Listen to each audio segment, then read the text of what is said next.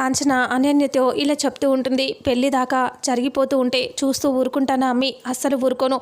పెళ్ళి జరిగేలోపే నేను ఆ వీడియోస్ని మొత్తం ఆ పెళ్ళిలోనే అందరూ చూసేలా నేను చేస్తాను అని కాంచన అంటుంది. అప్పుడే అనన్య, నిజమా అమ్మ అంటే, అవును చూడు, మనం ఎన్ని చేసినా ఈ పెళ్ళి ఆగకుండా జరిగిపోతుంది అంటే ఇంకా అది ఆగిపోకుండా ఉండకుండా నేనెందుకు ఆగిపోకుండా ఉండేలా నేను చేస్తాను అనేసి కాంచన అంటుంది. పెళ్ళిలోనే మొత్తం వీడియో ప్లే చేసేస్తాను అని చెప్తుంది. అందరూ చూసి ఆనందపరుపోయి అప్పుడు పెళ్లి చేసుకోరు అని అంటూ ప్లాన్ వేస్తుంది. ఆ తర్వాత ఇక్కడేమో ఆనంద వాళ్ళ ఇంట్లో మొత్తం అంతా హడావిడి జరిగిపోతూ ఉంటుంది. పెళ్ళికంతా ఇంకా అన్ని ఏర్పాట్లు చేసేస్తారు కదా. పెళ్ళిలో మొత్తం ఇలా ఉండాలి అలా ఉండాలి అని మాట్లాడుకుంటూ ఉంటారు. అంతలో పెళ్లి కార్డ్స్ కూడా అందరికీ డిస్ట్రిబ్యూట్ చేస్తూ ఉంటారు. పెళ్లి కార్డ్స్ అన్నీ పంచి పెడుతూ ఉంటారు. ఆ తర్వాత ఇంకా పెళ్ళి హడావిడి చుట్టాలు వస్తున్నారు కదా, వాళ్ళు ఉండటానికి ఏర్పాట్లు అన్నీ చేస్తూ ఉంటారు. అయితే వాళ్ళంతా హడావిడిగా చాలా ఆనందంగా కనిపిస్తూ ఉంటారు. ఆ తర్వాత ఇంకా ఇంటి దగ్గర నుంచి దర్శన్ ఇంట్లోనే ఉండి ఆలోచిస్తూ ఉంటాడు. ఇంకా నయనికి పెళ్లి కార్డు వెళ్ళటంతో నయని పెళ్లి కార్డు ఓపెన్ చేసి చూస్తుంది. అందులో శరణ్య, దర్శన్ కనిపిస్తారు. వాళ్ళిద్దరినీ చూడగానే ఒక్కసారిగా అలా చూస్తూ షాక్ అయిపోతుంది. ఇంకా తనకి ఇంకా దివ్య దృష్టి కనిపిస్తుంది కదా, ఇలా తల మీద నుదుటికి చేయి పెట్టుకుని చూస్తుంది. చూసేసరికి తనకి ఏదో అనిపించేస్తుంది. ఇంకా అప్పుడే అలా కింద పడిపోయినట్టు ఏదో జరిగినట్టు అనిపించేసరికి ఒక్కసారిగా షాక్ అయిపోయి ఆలోచిస్తూ ఉంటుంది. ఆ కార్డ్ని చూస్తూ ఉంటుంది. అంతలో ఆనంద ఫోన్ చేస్తుంది. ఆనంద ఫోన్ రాగానే నయని చాలా హ్యాపీగా ఫోన్ తీసుకొని మాట్లాడుతుంది. హలో పిన్ని అని అంటే, పెళ్లి కార్డు వచ్చిందా అమ్మా నయని అని అడిగితే, వచ్చింది పిన్ని అని చెప్పగానే, నువ్వు మాత్రం తొందరగా రావాలి నయని అంటే, ఖచ్చితంగా వస్తాను పిన్ని అని చెప్పి నయని ఫోన్ పెట్టేస్తుంది. ఆ తర్వాత ఆనంద ఇంకా మళ్ళీ అంతా ఫుల్ బిజీగా అయిపోతారు. ఆ తర్వాత పెళ్లి కొడుకుని చేయటానికి దర్శన్ని, ఇక్కడేమో శరణ్యని కూడా పెళ్లి కూతురిని చేయటానికి వాళ్ళ ఇంటి దగ్గర అన్ని ఏర్పాట్లు చేస్తూ ఉంటారు. శరణ్య మాత్రం చాలా డల్గా చాలా బాధగా కనిపిస్తూ ఉంటుంది. దర్శన్ ఏమో ఇంకా అలా నార్మల్గా ఉంటాడు. ఎలాగైనా శరణ్య పెళ్ళి ఆపేస్తుంది అని ఆనందంతో ఉంటాడు దర్శన్. ఇంకా దర్శన్ని ఎల్లో కలర్ డ్రెస్ వేసి పెళ్లి కొడుకు చేయటానికి తీసుకొని వచ్చేస్తారు. అక్కడ అన్ని ఏర్పాట్లు చేసేసి పెళ్లి కొడుకును చేయటం కోసం అక్కడ కూర్చోబెడతారు. అందరూ కూడా వచ్చేసి పసుపు రాసి ఇంకా అందరికీ అక్షంతలు వేస్తూ ఉంటారు దర్శన్కి. ఇక్కడ అంతే శరణ్యకి వాళ్ళ ఇంటి దగ్గర అలాగే చేస్తూ ఉంటారు. ఇంకా తనకు కూడా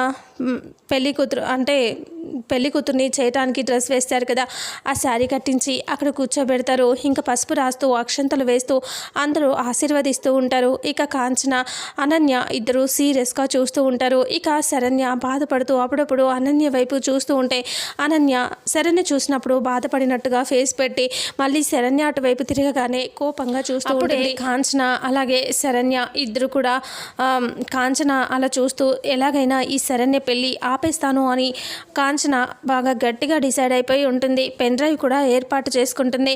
శరణ్యని పెళ్లి కూతురుని చేసి తర్వాత చెల్లెట్లో నీళ్లు పోసి స్నానం చేపిస్తూ ఉంటే శరణ్య ఒకవైపు ఏడుస్తూ ఉంటుంది. గీత కూడా ఏడుస్తూ ఉంటుంది. గీతని శరణ్యని చూసి ఇలా అంటూ ఉంటుంది, కాంచన చూసావా అమ్మి, చల్ల నీళ్ళలో కన్నీళ్ళని దాచేసుకుంటున్నాయి తల్లి కూతుళ్ళు. ఇప్పుడంటే దాచేసుకుంటున్నారు. స్టేజ్ మీదకి వెళ్ళిన తర్వాత పెళ్లి మండపానికి వెళ్ళాక నేను ఊరుకుంటానా, చూడు నేనేం చేస్తానో అని చెప్పగానే ఒక్కసారిగా అలా చూస్తూ ఉండిపోతారు. ఇంకా అనన్య నవ్వుకుంటూ ఉంటుంది. వాళ్ళు మాత్రం బాధపడుతూ ఏడుస్తూనే ఉంటారు. అలా పెళ్లి కూతుర్ని శరణ్యని చేసేస్తారు. వచ్చిన వాళ్ళు అందరూ బంధువులు పక్కలు అందరూ చిరుకు చేస్తూ ఉంటారు. ఇక్కడ దర్శన్ని కూడా అలాగే పెళ్లి కొడుకుని చేసి తనకి కూడా స్నానం చేపిస్తారు. ఇక అలా స్నానాలు చేపించిన తర్వాత మళ్ళీ వాళ్ళని రెడీ చేసి మళ్ళీ పెళ్లి కూతుర్లని కొత్త బట్టలు కట్టించి వాళ్ళకి అక్షంతలు వేసి అందరూ ఆశీర్వదించి చేసే కార్యక్రమాలన్నీ జరిపిస్తూ ఉంటారు. అలా చేసిన తర్వాత దర్శన్ పైకి వెళ్ళిపోయి తన గదిలోకి వెళ్ళిపోయిన తర్వాత మీరకి ఫోన్ సమీరా ఇంటికారు అని దర్శన్ అంటే, సమీరా అంటుంది తను రాలేదా అని అంటే, తనే పెళ్ళి ఆపుతుంది, తనేలా వస్తుంది, తను రాదు అని అంటూ దర్శన్ అంటాడు. నిజంగా చెప్తున్నావా దర్శన్ అని సమీరా అంటే, అవును నేను నిజంగానే చెప్తున్నా, నువ్వు వచ్చేసే అని అంటే, సరే నేను వస్తున్నా అని సమీరా ఫోన్ పెట్టేస్తుంది. అంతలో దర్శన్ ఫోన్ పెట్టేయగానే బయట సత్తిపండు ఒక్కసారిగా అలా గట్టిగా అరుస్తాడు, పెళ్లి కూతురు వచ్చేసింది అనేసి. ఆ మాట విని దర్శన్ ఒక్కసారిగా షాక్ అయిపోతాడు. ఇదేంటి, శరణ్య రాదు అనుకుంటే ఎందుకు వచ్చింది అని దర్శన్ అలా వచ్చి చూస్తాడు. అప్పుడే శరణ్య కారులో నుంచి దిగుతుంది. శరణ్యని రిసీవ్ చేసుకుంటారు ఆనంద, లీలావతి అందరూ కూడా. అప్పుడే శరణ్య కారులో నుంచి దిగగానే కాంచన వాళ్ళు కూడా కారులో నుంచి దిగాక సీరియస్గా కాంచన అలాగే అనన్య ఇద్దరు సీరియస్గా చూస్తూ ఉంటారు. వాళ్ళందరి సంతోషాలని చూసి ఇంకా ఆనంద అలా చూసి నవ్వుతూ ఉంటుంది. శరణ్య ఆనంద దగ్గరికి వెళ్ళి కాళ్ళకి నమస్కారం చేసుకుంటుంది.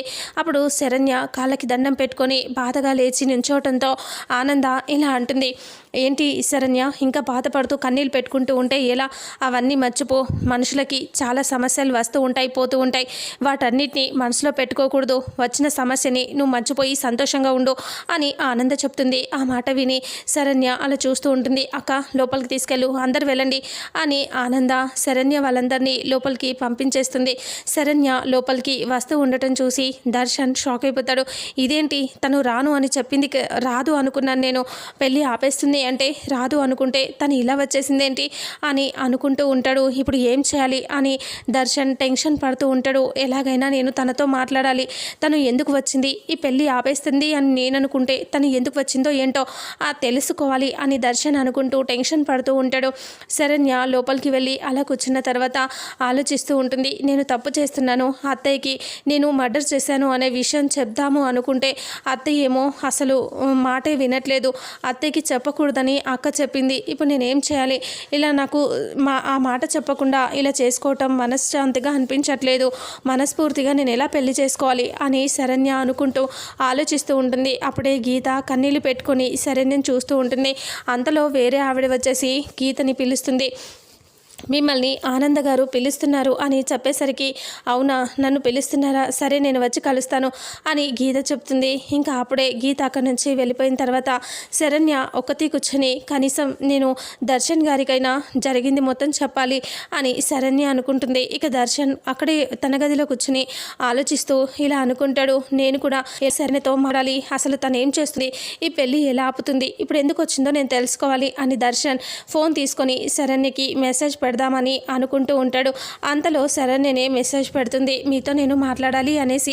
ఆ మెసేజ్ చూసి దర్శన్ ఇలా అనుకుంటాడు, ఇదేంటి, శరణ్యని ఫోన్ చేసింది, మెసేజ్ చేసింది కలుద్దామని, నేనే కలుద్దాం అనుకుంటే తనే చెప్పేసింది ఏంటి, అంటే తనకి ఇష్టం లేదేమో, మేబీ వాళ్ళంతా బలవంతంగా తీసుకొచ్చారేమో, అదే విషయం మాట్లాడటానికి వచ్చిందేమో, అయితే కలిసి ఎలా ఆపుతామో మాట్లాడుకోవాలి అని దర్శన్ అనుకుంటాడు. ఇంకా దర్శన్ శరణ్య ఇద్దరు బయటికి వచ్చేసి ఇంకా ఒక పక్కన బాల్కనీలో కలుస్తారు. ఇంకా వాళ్ళిద్దరూ చూసుకుంటూ అప్పుడు శరణ్య ఇలా అంటుంది, దర్శన్ గారు, నేను మీతో మాట్లాడాలని అనుకుంటున్నాను, అంటే నేను కూడా నీతో మాట్లాడాలి అనుకున్నాను, కానీ నేనే మెసేజ్ చేద్దాం అనుకుంటే అంతలే నువ్వే చేశావు, ఏంటి అసలు చెప్పు, అసలు విషయం ఏంటో అంటే నా తప్పు ఏమీ లేదండి, నేను మీకు విషయం చెప్పాలని అనుకున్నాను అని ఆ విషయం మాట్లాడదామని వచ్చాను, అంటే నేను కూడా మీతో విషయం చెప్పాలనే అనుకున్నాను, అదే విషయం నీతో మాట్లాడదామని నేనే రమ్మని పిలుద్దామనుకున్నా, అంతలో నువ్వే మెసేజ్ చేసావు, చెప్పు అని అనేసరికి ఇంకా వెంటనే తను ఇలా అంటుంది, శరణ్య అది నేను అని అంటూ ఉండగానే, ఏంటి చెప్పు,